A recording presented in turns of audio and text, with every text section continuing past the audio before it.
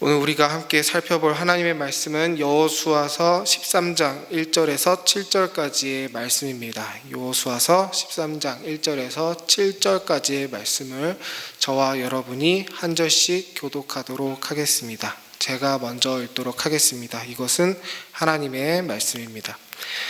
여호수아가 늙고 나이가 많아졌다. 주님께서 그에게 말씀하셨다. 너는 늙었고 나이가 많은데 정복하여야 할 땅은 아직도 많이 남아있다. 남아있는 땅은 이러하다. 블레셋 사람과 그술 사람의 모든 지역과 이집트의 동쪽에 있는 시홀 시내로부터 북쪽 에그론 경계까지에 이르는 가나안 땅과 가사와 아스돗과 아스글론과 가드와 에그론 등 블레셋의 5 왕의 땅과 아위 사람의 땅과 남쪽으로 가나안의 모든 땅과 시돈의 무아라로부터 아모리 사람의 변경 아벡까지, 또 그발 사람의 땅과 동쪽의 레바논 땅 전체와 헤르몬산 남쪽 바알갓에서 하맛에 이르는 곳까지이다. 그리고 레바논에서부터 미스르봇 마임에 이르는 산간 지방에 사는 모든 사람 곧 시돈 사람을 내가 이스라엘 자손 앞에서 모두 쫓아낼 터이니 너는 오직 내가 너에게 지시한 대로 그 땅을 이스라엘 자손에게 유산으로 나눠. 함께 읽겠습니다. 시작. 너는 이제 이 땅을 9 지파와 므낫세의 반쪽 지파에게 유산으로 나누어 주어라. 아멘. 오늘 말씀 1절은 하나님께서 사실상 여호수아에게 은퇴를 명령하시는 말씀입니다. 너는 늙었고 나이가 많다. 이 말은 이제 슬슬 은퇴 수순을 밟으라라는 것입니다. 그의 후임은 제사장 엘르아살입니다. 그래서 이후에 여호수아가 백성들 앞에 설 때는 자기 혼자 앞에 서는 것이 아니라 제사장 엘르아살을 가장 앞에 세우고 여호수아 자신은 엘르아살보다 한 발짝 뒤에 서 있는 것을 볼 수 있습니다. 이것은 14장, 17장, 19장, 21장에서 확인하시기 바랍니다. 어쨌든 하나님의 말씀하시니 여호수아는 그 은퇴 명령에 즉각 순종하는 모습을 볼 수 있습니다. 그런데 하나님이 어떤 직분자에게 네가 나이가 많으니 은퇴하라 라고 하시는 경우는 굉장히 드뭅니다. 대제사장만 하더라도 그의 직분은 그가 죽을 때 끝이 납니다. 여호수아는 이스라엘을 위해서 전투를 지휘하고 백성들을 다스렸으니 왕적인 직분을 수행했다고 할 수 있습니다. 근데 왕이라는 직분도 나이가 많다고 은퇴를 하진 않죠. 나이가 많아지면 실질적인 업무야 자기 아들에게 맡긴다지만 왕이란 직분 자체는 그가 살아있는 동안 유지됩니다. 선지자 역시 그냥 하나님이 짧게 쓰시는 그런 사람 말고 굵직한 사무엘 같은 선지자는 은퇴 같은 게 없습니다. 하나님이 죽을 때까지 쓰시죠. 그런데 비중이 없다고 하자면 섭섭한 여호수아에게만큼은 하나님이 은퇴를 명령하십니다. 그 이유는 늙어서인데 하나님은 여호수아가 늙었다라고 하시지만 여호수아 본인이 그렇게 느꼈을지는 모르겠습니다. 14장에 보시면 여호수아의 친구라고 할 수 있는 갈렙이 자기 나이 85세에 자기가 아직 건강하고 힘이 있으니 저 헤브론 산간 지방의 아낙 자손을 멸하도록 허락해달라고 합니다. 근데 11장 21절을 보시면 여호수아도 이 갈렙을 도와 아낙 자손을 물리치는 전투에 참전했고 승리했다라는 기록이 있습니다. 여호수아가 스스로 늙었다라고 느끼는 시점은 한참 뒤에 고별사를 하는 23장 2절입니다. 내가 늙었다라는 말을 그때 처음 합니다. 그가 이 고별사를 하고 그 다음 장에 죽게 되는데 24장 29절에 그의 나이 110세였다라고 합니다. 그러니까 오늘 말씀 13장의 시점에서 여호수아의 나이가 넉넉하게 잡아 90 정도라고 보고 여호수아가 자기가 늙었음을 느낀 때가 110세 정도였다면 하나님이 은퇴를 명령하시고 난 이후에도 그는 대략 20년 가까운 세월 동안 멀쩡했다라는 겁니다. 적어도 그가 느끼기엔 말이죠. 이런 점들을 봤을 때 여호수아는 충분히 하나님한테 부당함을 느낄만 합니다. 아니 왜 나는 제대로 대우 안 해주냐고, 왜 나만 은퇴시키냐고, 왜 나는 그냥 일반 시민 신분으로 생을 마감해야 되냐고 따질만 합니다. 그리고 아예 나쁜 마음을 먹고 하나님이 나를 안 챙겨주니까 내 이익은 내가 챙긴다 하면서 스스로 정치 세력을 만들고 왕처럼 군림할 수도 있었습니다. 오히려 이스라엘 백성들은 여호수아가 그래주면 더 좋아했을 겁니다. 영웅은 언제나 환영받기 때문이죠. 하지만 아니면은 하나님이 자기에게 땅 분배를 맡기셨으니 자기 땅을 좋은 입지에 좋은 땅으로 많이 분배해서 자기 후손이라도 잘 챙길 수 있었습니다. 그런데 19장 49절에서 50절까지의 내용을 보면 여호수아는 다른 지파들이 다 땅을 가진 후에야 비로소 땅을 요구하고 그곳에 안주합니다. 그가 요구한 땅은 딥낫세라는 땅인데 이는 에브라임 산지 남쪽에 매우 거칠고 가파른 땅에 해당됩니다. 그리고 이 딥낫세라는 지명은 여호수아에서만 언급되고 이후에는 언급되지 않습니다. 보통 좋은 땅이면은 유명해져서 두고두고 이름이 불릴 텐데 이후에 전혀 언급되지 않았다는 건 그 땅이 별 볼 일 없는 땅이었다라는 것입니다.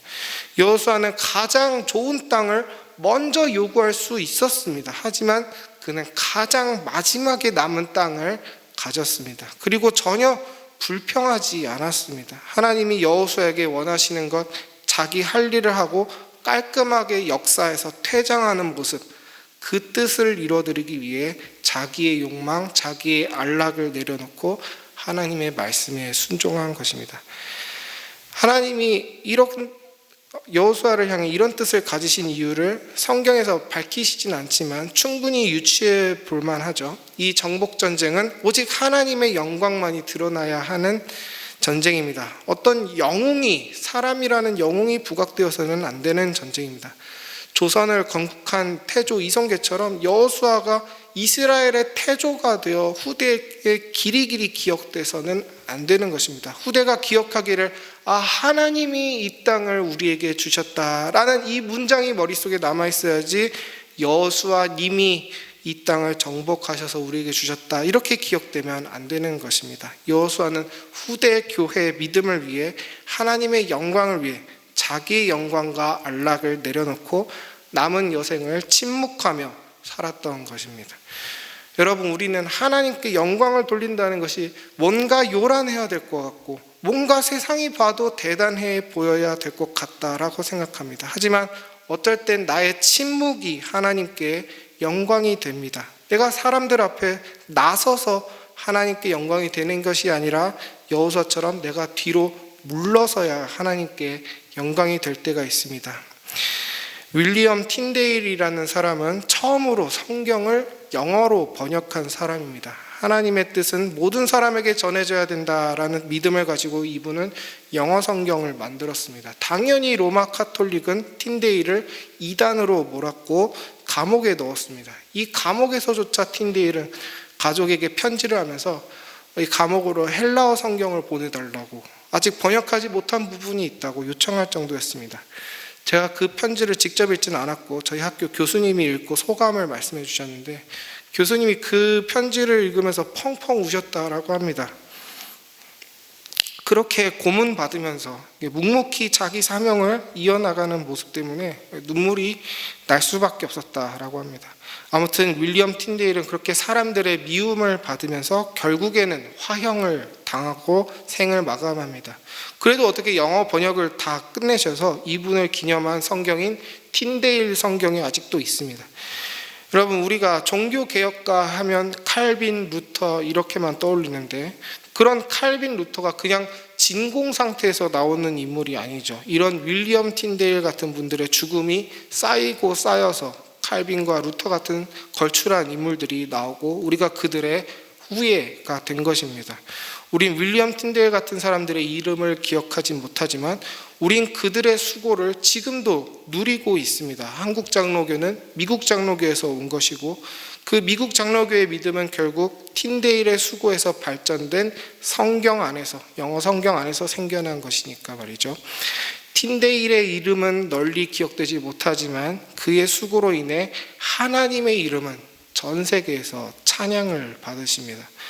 여러분, 저 가끔씩 연예인들이 상을 받으면서 하나님께 영광을 돌린다라는 말을 할 때 참 우려스러울 때가 많습니다. 그 연예인을 사랑하는 우리 아이들이 하나님께 영광을 올려드린다는 것을 잘못 받아들일까 봐 그렇습니다.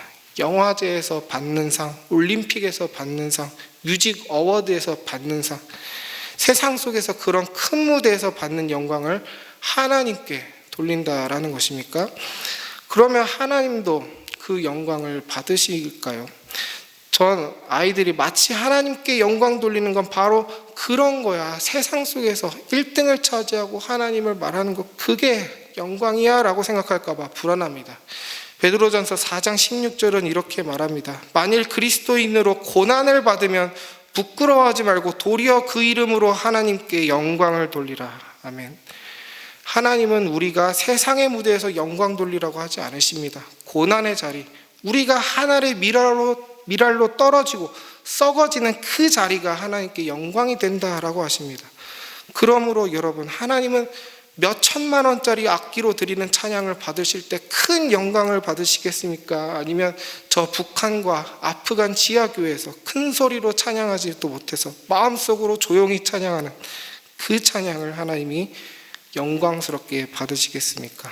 저 로마 카톨릭이 여러 황금과 대리석과 보석으로 두른 예배당을 통해 하나님의 영광에 걸맞는다라고 하면서 자신만만하게 떵떵거리며 예배할 때 하나님이 큰 영광을 받으시겠습니까? 아니면 오늘 우리가 낮은 자리에서 다른 사람을 조용히 섬기고 낮은 자를 높이는 나의 조용한 삶의 예배를 하나님이 더 영광스럽게 받으시겠습니까? 여러분, 하나님의 영광을 세속의 영광과 착각하면 안 됩니다. 오늘 이 본문부터 여호수아는 줄곧 일만 합니다. 여호수아서 21장까지 여호수아는 정복자로서 은퇴하고 다스리는 일은 이제 하지 않고 정말 그냥 공무원처럼 조용히 땅 분배에만 집중합니다. 이스라엘에 어떤 영향력도 끼치지 않고 무대에 나서지도 않습니다. 침묵합니다. 종처럼 일만 합니다. 21장까지 여러분들이 이제 읽으면서 정말 지루하실 수 있습니다. 계속 땅 분배만 하니까요. 근데 그 일을 직접 하는 여호수아는 또 얼마나 지루하고 고단했겠습니까? 하지만 그 땅을 분배받은 후대의 이스라엘인들은 여호수아가 나에게 이 땅을 분배해 줬어가 아니라 하나님이 나에게 이 땅을 분배해 주셨어가 되는 것입니다. 여호수아가 아니라 하나님이 영광을 받으시는 겁니다.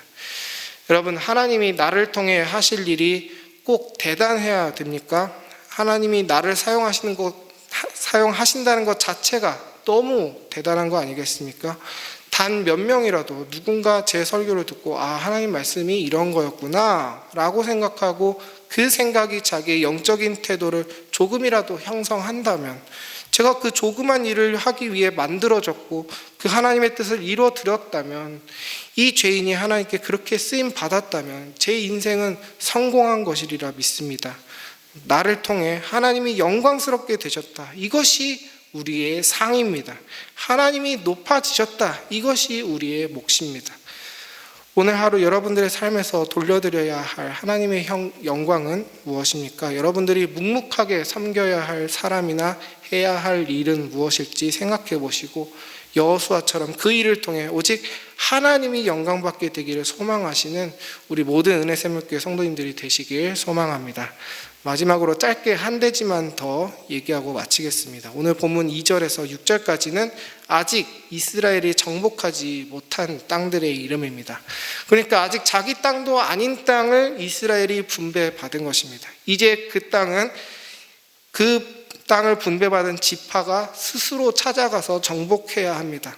하나님은 그 땅을 주시겠다고 분명히 말씀하셨습니다. 그 약속을 믿고 가면 얻는 것입니다. 아까도 얘기했듯이 85세 노인 갈렙도 아낙 자손이라는 그 엄청난 장수들과 싸워 이겼습니다. 그런데 대부분의 지파들이 싸우기보단 그냥 가나안 사람들을 피해서 산으로 올라가서 살았습니다.